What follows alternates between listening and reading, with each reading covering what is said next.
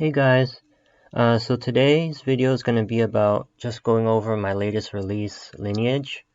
In this video, I'll be going over just basically deconstructing the whole song and just going over my workflow and process. So let's get started. So I initially made this track actually literally like maybe 3 or 4 days ago. It was Monday of this week. And I started from a blank slate, literally nothing on this page. So literally if I were to open FL Studio right now, this is how I literally started the song, was literally just a blank slate. So usually when I start with a blank slate, I usually start with the grand piano. I'm just going to go over a little bit of my process first. So whenever I start with the grand piano from Citrus. And the reason I do that is it's a very universal sound. Piano is very universal sound, so whatever you're making, regardless of what genre, I'm pretty sure that the piano will do good in about any situation. So let me just open up the piano here just so you can see what I'm using. It's just this that sound right there is what I use for basically all my melodies in the very get-go. So I literally just create all my melodies first. And in this case, you can see these patterns here. These are my melodies. You got a chord progression there. Some Sakura plucks right here. I used a combination. Basically, I created one melody with the grand piano, and then I just changed it to a different sound after I did all the melodies. That's my usual process. In this case, I use this really nice pluck sound from Sakura. I'm not sure if you can hear that. You'll hear it better once I play it out. Yeah, so I have that. What I usually do is I create like different iterations of the same melody. In case I have this melody right here, I had like, I changed the dynamics on the velocities here. Then I did one with some slide notes, just to make it a little different. And with that combination, it sounds really cool. Hold on, it's not that. Hold on. I had to go to pattern. There we go. So that was the first pattern, and then with the slides, if I enable this mute,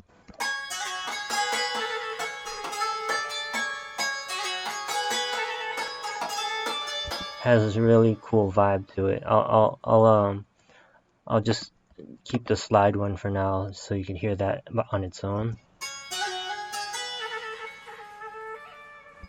That took actually a long time to make because I literally don't have a MIDI keyboard, so I'm literally just clicking everything in. But that's what the melody looks like, how it slides. And then if you go to the other melody, let me go to the other one. It's just, this is what I started off with the piano. So you can just hear it again, if you don't mind. Oh, that's just the percussion. I added that, layered this with this the plucks.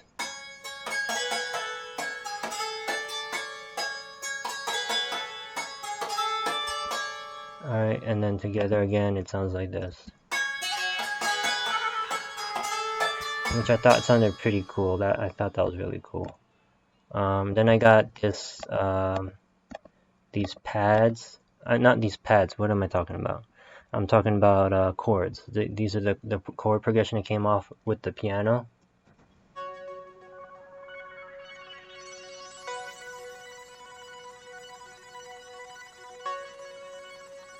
So I tried to make it really wide and have a lot of movement to it to give that atmospheric vibe.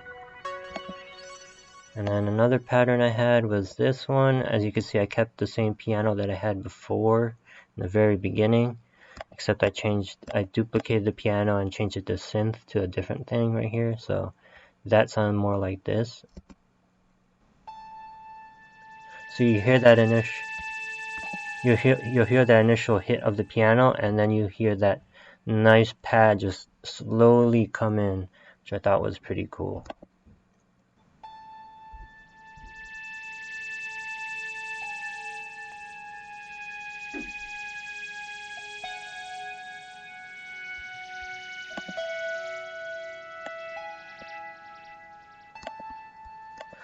So again, what I did was I did some I just randomized the velocities. You could do that really easily just by hitting Alt R. Alt R randomizes the velocities really easily for you, so it can make it sound a little more natural. The challenge for this track was definitely the percussion. I think. Oh, here's another melody. Let me play that first. This is another melody I had.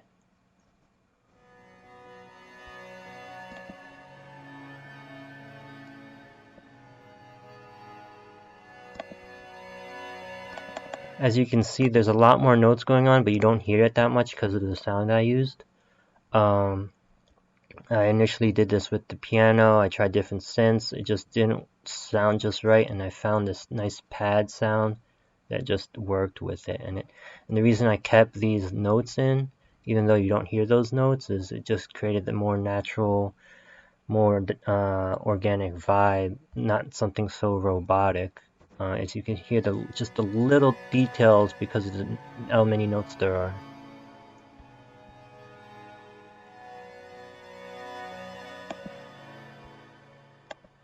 And then I think that was all in terms of the melodies. Let me look. Here's another melody. Let me go to this one.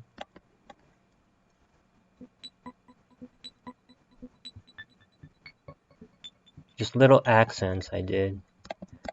These are just like little accents that when everything's put together with the atmospheric pads, this weird like beeping technology, like high-tech sounds, kind of create this like little like futuristic vibe going.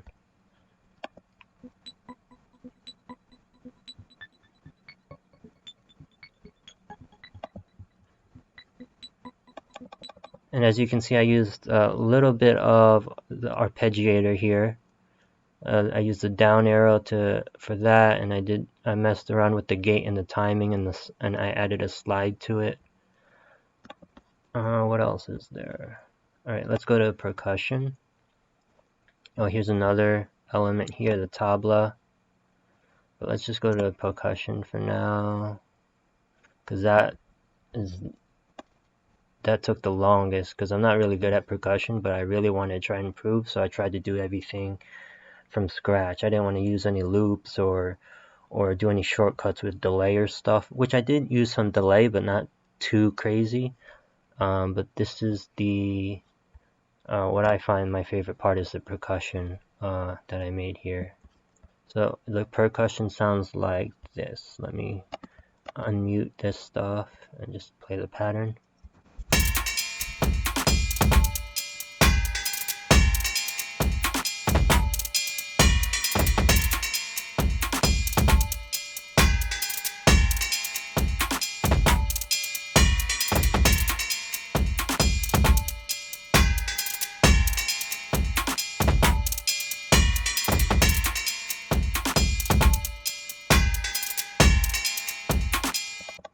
And that was mainly the percussion.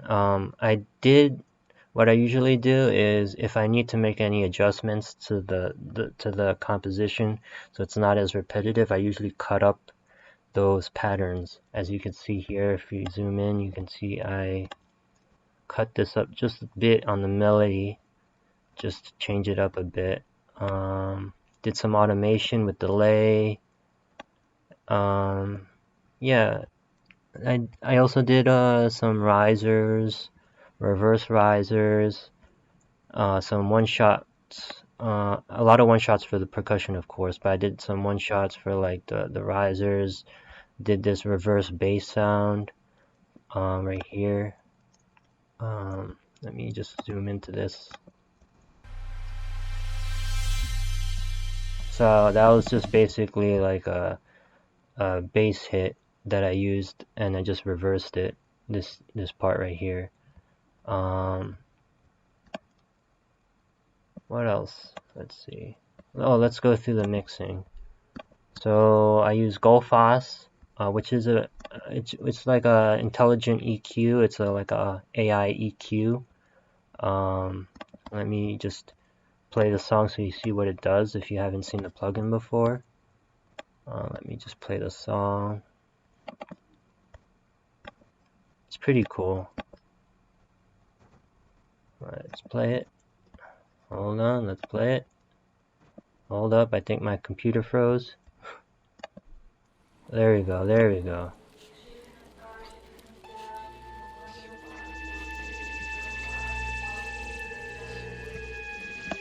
So as you can see, it's dynamically changing based off the sound to give it a nice, I guess what you call is a tonal balance. I might be wrong, but it tries to make adjustments to try to really fine tune the mix automatically for you. I like putting it on the master. On the parametric EQ, I usually use 18 hertz, 18 hertz, what is it, 18 hertz, 30 hertz, 18 kilohertz cut. That's what it is, 30 hertz, 18 kilohertz cut.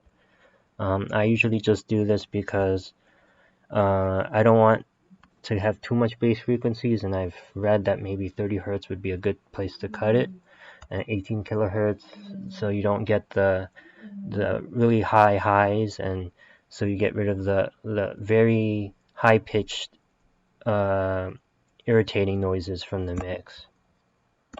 Alright, and then as you can see here, if you zoom in a little bit more or look closely, you can see I changed the stereo separation. I tend to do this a lot on my tracks, widen the track. I only do this usually on the atmospheric sounds or melodies that are mainly high pitched. I don't do this on bass frequencies because you mainly want to use, when you do bass frequencies, you mainly just want to just keep them in mono.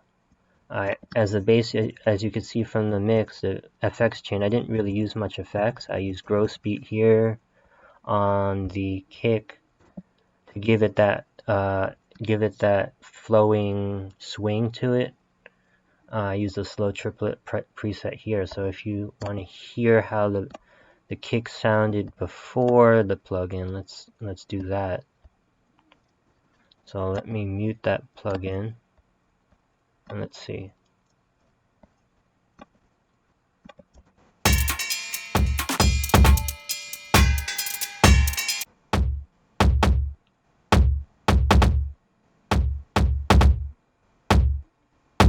So that, but then if you have the gross beat, it sounds a little bit like offbeat by a lot, but with everything together, it sounds really cool. It has a really good ride to it.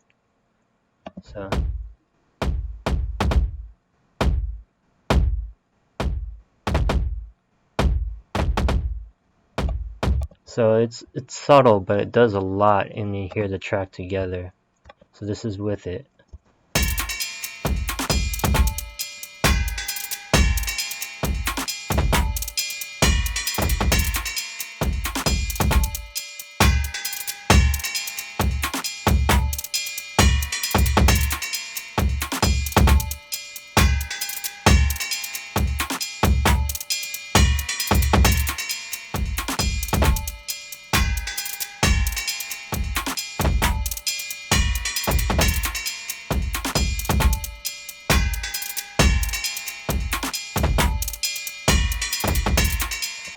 So yeah, other than that, that basically wraps it up. I mean, I did a lot on the arrangement.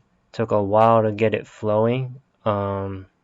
Usually what I do when I make the arrangement is I literally stack all the patterns up on top of each other, and I just duplicate it along the whole arrangement for about 2-3 minutes, and then I, like a sculptor, I kind of like just start chiseling away at the block of patterns to make what you see here. But that's about it. You got, volume automation to have it like fade in and then fade out. You got, transitional elements down here with the risers and the reversed elements. You got some vocal chops here. You've got some one shots here, some more effects here to create more atmosphere. You got all the melodies I created all the percussion, the automation. Yeah, that's about it. And again, this took me about 3 days, but literally I worked all day on it for those past 3 days. So it was quite a lot of work. I don't normally make a track from scratch like this. I usually use, again, loop samples. Not to say that, you know, uh, I don't know. Not to say that it's bad to use loop samples, but I just I'm always trying to improve, and I've never really made a track only with one shots and synth plugins, so I wanted to give it a shot. I'm pretty happy how it came out. So that's about it. If you have any questions or you want to learn more, let me know, but that's all that comes to mind at the moment. I hope you had a great time listening and learning what I did with the track, and I hope you enjoyed. Have a great day, guys.